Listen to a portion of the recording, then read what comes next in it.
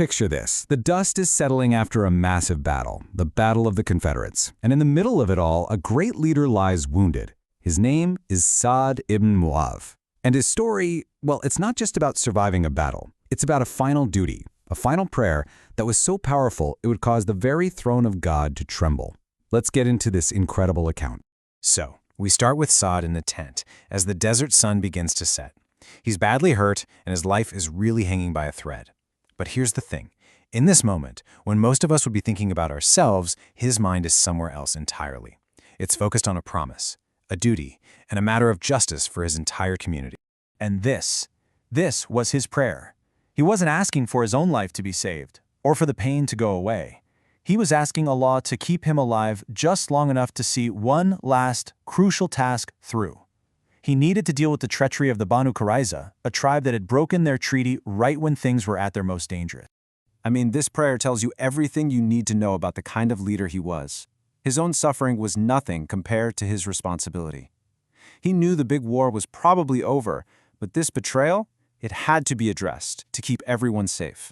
And what's amazing is, his wound actually started to heal. It was like a sign that his prayer was being answered. With some of his strength back, Sa'd gets the call. The moment he'd been praying for, it's here. He's about to step into one of the most important roles of his life, not as a soldier on the battlefield, but as a judge. Now, here's a detail you just can't miss. The Banu Quraizah themselves picked him to be their judge. They probably thought that since he used to be their ally, he'd go easy on them. They literally put their entire fate in his hands. You can just imagine the immense weight on his shoulders to deliver a judgment that was fair, final, and just. And as Sa'd arrived, the Prophet Muhammad, peace be upon him, gave him this incredible public honor. He told everyone there, "Stand up before your chief." First, he affirmed Sa'd's authority in front of everyone. And second, he called him the chief of all the companions. What a statement. And this is where you really feel the gravity of it all. Sa'd made his ruling, without any fear or favoritism, and we're told that his judgment was the exact same judgment that God himself revealed from above the seven heavens. It was a divinely confirmed justice. He had done it. The mission he prayed to stay alive for was now complete. So, with his duty done, you'd think the story ends there. But this is where the story of Sa'd ibn Mu'aadh goes from incredible to absolutely miraculous. His journey on earth is over, but his procession into the heavens is just beginning, and it's marked by things that are just beyond explanation. Just as he had prayed, once the matter of Banu Quraizah was settled, his wound opened up again. His prayer was answered down to the last detail. He had finished his mission, and now he passed from this world as a martyr.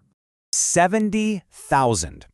Just take a moment and let that number sink in. What could 70,000 possibly have to do with one man's funeral? Well, here's the answer. The Prophet Muhammad, peace be upon him, explained that 70,000 angels who had never even touched the earth before that day, came down from the heavens for one reason, to be part of Sa'd's funeral. I mean, can you even imagine an honor on that scale? And there was physical proof of this, something the companions could actually feel. You see, Sa'd was described as a big, heavy guy, but when his friends went to carry his body for the funeral, they were shocked. He was incredibly light. And the Prophet's explanation was simple. He told them, "You are carrying him alone. The angels are carrying him with you." But perhaps the most profound sign of his status is this statement, which comes directly from the Prophet.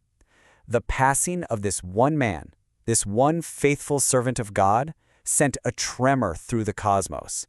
The throne of the Most Merciful itself shook for his death. So it just makes you wonder, right? Who was this man to earn such an unbelievable honor? His life gives us this deep lesson on what it really means to be mature, and it's a lesson that completely flips our ideas about age and wisdom on their head. Get this, Sa'd ibn Mu'aadh was only 37 years old when he died.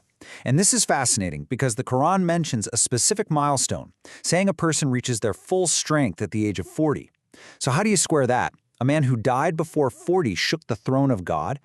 This verse describes the beautiful prayer of a righteous person when they reach that age of 40. They ask God for the ability to be grateful and to do good things that please Him. It's like a benchmark for spiritual maturity. And that's the whole lesson right there. Sa'd, at just 37, was the living embodiment of that prayer.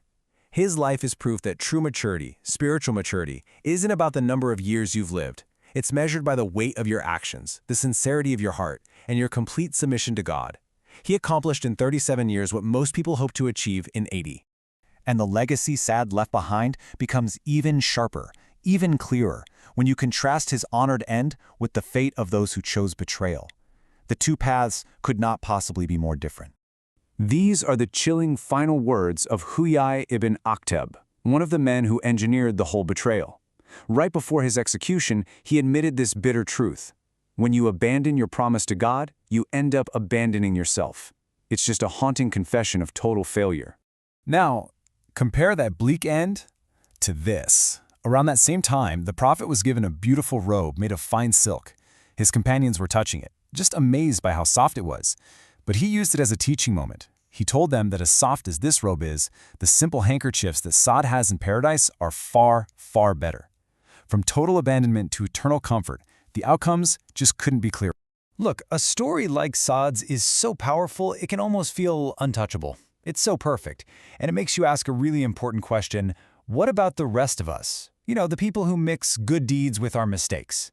Where's the hope for us since we're not perfect? And the Quran gives us that answer. It gives us that hope.